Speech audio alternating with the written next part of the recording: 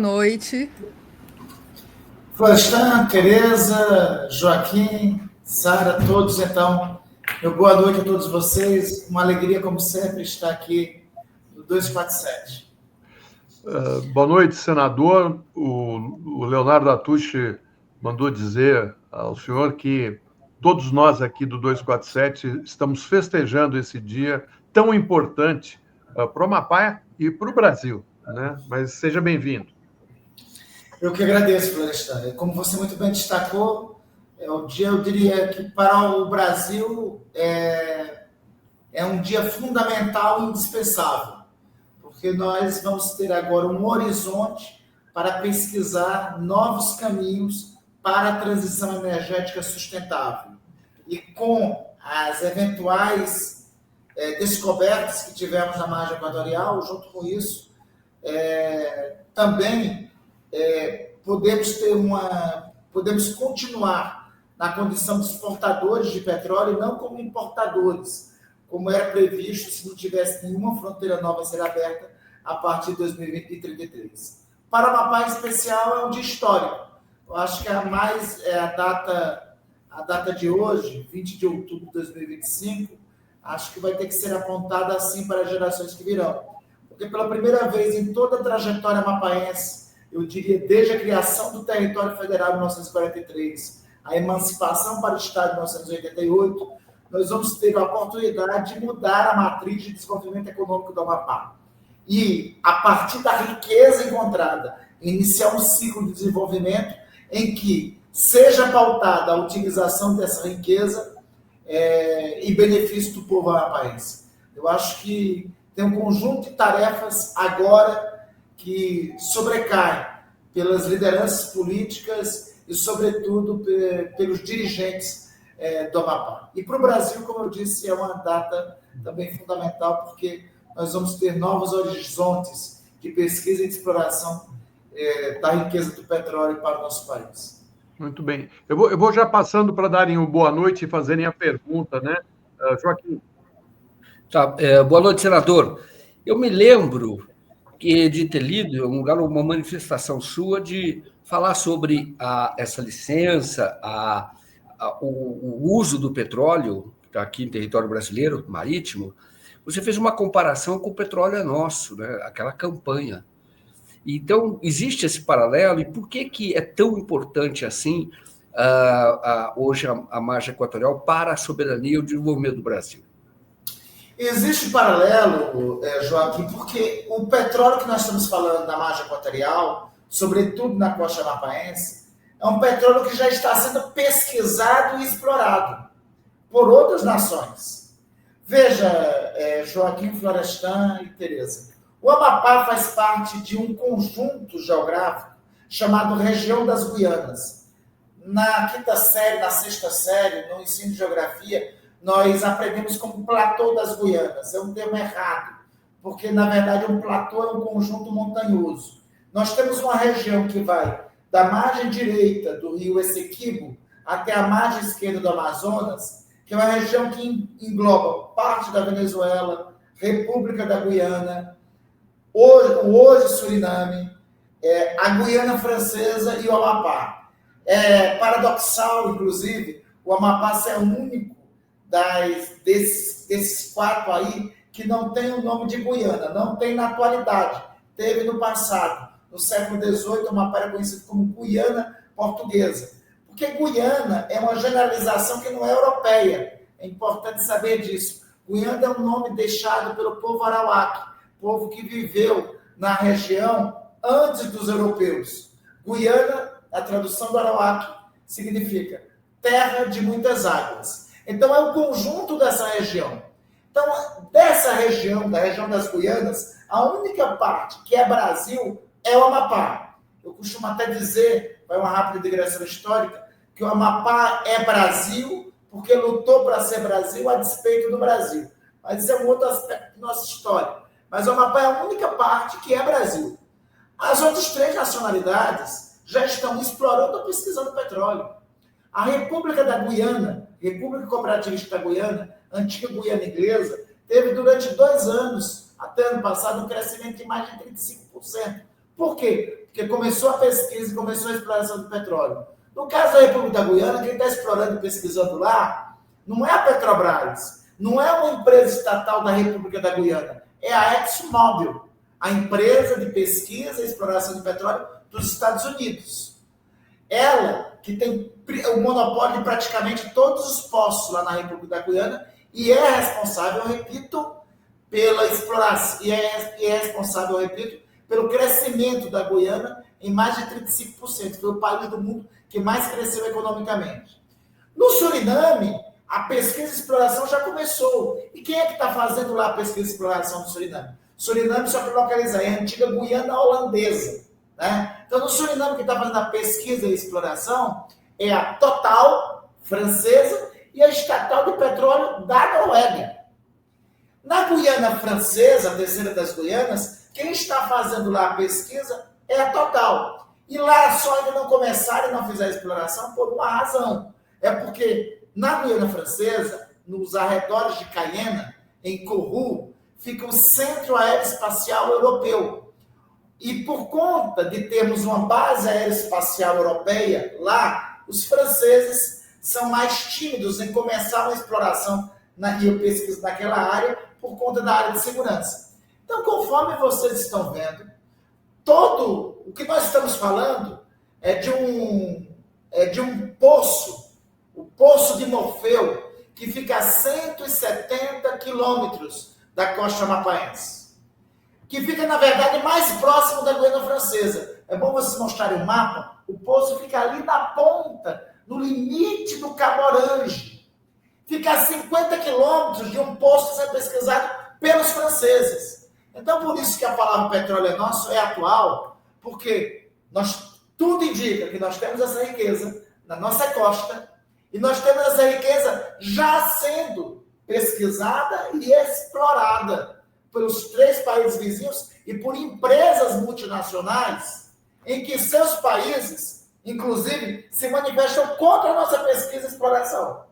Mas as suas empresas estatais estão pesquisando, explorando nas costas do Suriname e da República da Guiana.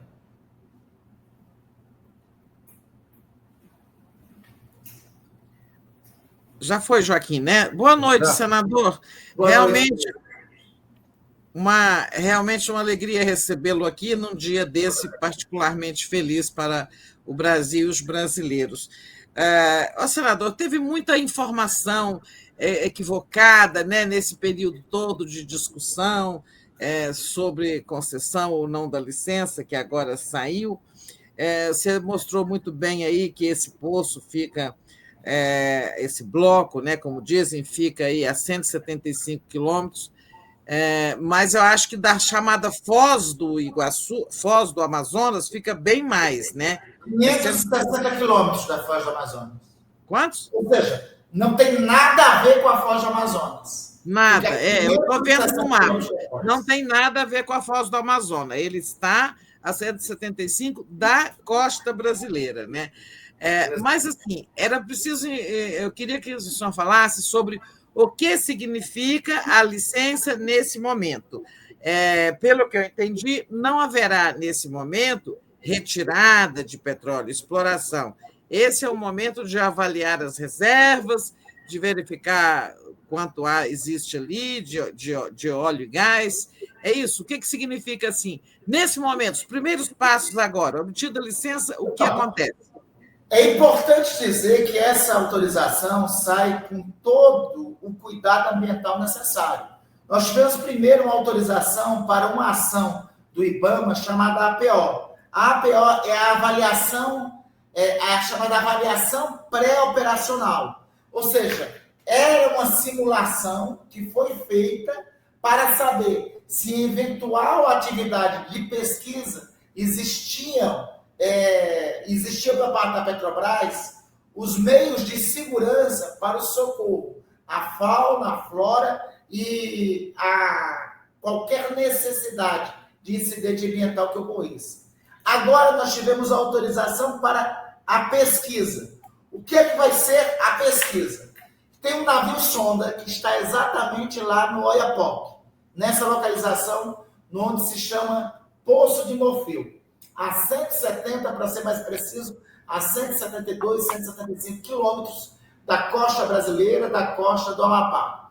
Esse navio sonda, ele vai fazer uma perfuração nesta região, e nesta perfuração vai identificar se existe petróleo, qual é a quantidade de óleo que tem, e se essa quantidade é exequível, é viável do ponto de vista comercial. Então, basicamente, são essas 3 perguntas que esse navio sonda vai responder. Se existe óleo, qual a quantidade e se essa quantidade é comercial. Então, na verdade, haverá uma perfuração para identificar a existência e qual é a existência e se há viabilidade comercial da existência que vai ser pesquisada e explorada. Então, a autorização que foi concedida pelo IBAMA foi especificamente para isso. Confirmada a existência de óleo, confirmada a existência e quantidade comercial e confirmada a viabilidade comercial de exploração, aí tem um novo pedido aí para o IBAMA, aí para começar uma atividade de exploração. Mas, obviamente, é um pedido que já passou por várias etapas anteriores para essa autorização de pesquisa. Bom, a sua assessoria pediu aí que você pode responder mais uma pergunta, porque tem uma fila de né, empresas e jornalistas que querem falar com você. Demandas. Joaquim, faz então a última questão. O senador, eu queria falar sobre... Tem um projeto de lei que hoje tramitando no Congresso, não sei se é seu, se o senhor é autor ou coautor, mas que fala de um plano especial de partilha, um plano que seja especial de partilha, que é justamente para garantir o desenvolvimento da região. E eu sei que você tem um projeto também que fala de usar os recursos para povos originários. Poderia falar sobre isso, de como é que esse recurso é garantido que é usado para desenvolver a região? O projeto é de minha autoria, mas, na verdade, eu queria atribuir a ideia do projeto ao nosso querido colega senador Jean Paul Prats. Foi ele que me inspirou, deu a sugestão do projeto e nós apresentamos. A ideia é que parte dos royalties da pesquisa e da produção petrolífera sejam dedicados, primeiro, à preservação ambiental na região amazônica e, segundo, junto com isso, a projetos destinados aos povos originários e às comunidades tradicionais. Esse projeto foi apresentado logo no começo do ano passado e eu tenho esperança que agora, quando a gente está muito próximo da exploração, nós possamos avançar na apreciação dessa matéria. Muito bem. Oi, Francisco. Então, é isso. A pergunta vai ser só para ficar claro, então, que isso garante que o recurso, os royalties, os recursos do petróleo, eles vão ficar com o Brasil, é isso, né? E especialmente com a região. Totalmente. É por isso a luta para que essa pesquisa, essa exploração, Joaquim Florestan, ocorra pela Petrobras. Nós vamos ter um diferencial, primeiro, em relação às outras. Primeiro, a Petrobras com toda a sua história. Segundo, nós vamos ter uma empresa brasileira que vai fazer a pesquisa e exploração em uma reserva petrolífera que pode vir a ser igual ou superior ao pré-sal. Isso é uma vantagem comparativa que nós do Brasil, que a Petrobras pode ter, em relação aos demais. Nós temos tudo para termos uma experiência de desenvolvimento sustentável, com riquezas geradas em benefício do povo amapaense, do povo brasileiro, e financiando uma transição energética. Dessa região das Guianas, das 4 Guianas, nós, a Guiana Portuguesa, o Amapá, a Guiana Francesa, o Suriname e a República da Guiana, nós temos as melhores vantagens comparativas para sermos um exemplo de pesquisa, mas, sobretudo, de exploração petrolífera bem-sucedida para o mundo. Muito bem. Senador, só uma coisinha. Isso não, essas reservas não são do pré-sal, né? Isso é outra categoria de reserva. As informações da Petrobras dão conta que essas reservas podem representar um novo pré-sal, entendeu? Mas essas reservas, assim, nós estamos falando de uma outra coisa, que se chama margem equatorial, e que tudo indica que pode ser praticamente um novo pré-sal. O que esperava, o que precisava, era isso que ocorreu no dia de hoje. Por isso, Tereza, o dia de hoje tem um significado tão importante. Para o Amapá, é verdade. Para o Amapá, eu diria que é histórico. Mas tem um peso enorme para o Brasil. Nós podemos, no dia de hoje, com o início dessa pesquisa e com as reservas que podem estar sendo encontradas, com a dimensão dessas reservas segundo as projeções geológicas, que pode representar um novo pré-sal, nós podemos estar diante de uma reserva petrolífera para financiar a transição energética. Graças a Deus, Florestan, Joaquim, Tereza, graças a Deus, isso está acontecendo sob a égide do governo do presidente Lula, porque a garantia é, inclusive, a garantia do ponto de vista ambiental.